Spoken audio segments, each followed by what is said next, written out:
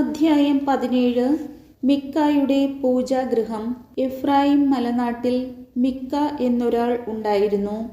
അവൻ അമ്മയോട് പറഞ്ഞു, 1100 വെള്ളി നാണയങ്ങൾ നഷ്ടപ്പെട്ടതിനെപ്പറ്റി നീ ശാപം ഉച്ചരിക്കുകയും എന്നോട് രഹസ്യമായി പറയുകയും ചെയ്തിരുന്നല്ലോ. അത് എൻ്റെ കൈവശമുണ്ട്, ഞാനാണതെടുത്തത്. അവൻ്റെ അമ്മ പറഞ്ഞു, എൻ്റെ മകനെ, കർത്താവ് നിന്നെ അനുഗ്രഹിക്കട്ടെ. അവൻ ആ 1100 വെള്ളി നാണയങ്ങൾ അമ്മയ്ക്ക് തിരികെ കൊടുത്തു.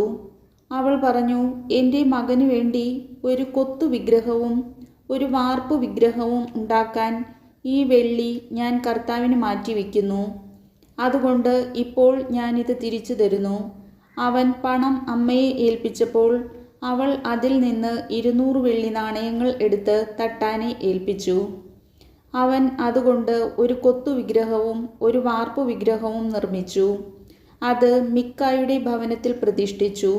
മിക്കായ്ക്ക് ഒരു പൂജാഗൃഹം ഉണ്ടായിരുന്നു. അവൻ ഒരു എഫോദും വിഗ്രഹങ്ങളും ഉണ്ടാക്കി. തൻ്റെ ഒരു പുത്രനെ പുരോഹിതനായി അവരോധിച്ചു. അന്ന് ഇസ്രായേലിൽ രാജവാഴ്ചയില്ലായിരുന്നു. ഓരോരുത്തരും യുക്തമെന്ന് തോന്നിയത് പ്രവർത്തിച്ചു പോന്നു. യൂദായിലെ ബേത്ലഹേമിൽ യൂദാ വംശജനായ ഒരു യുവാവുണ്ടായിരുന്നു. അവിടെ വന്നു പാർത്ത ഒരു ലേവ്യൻ.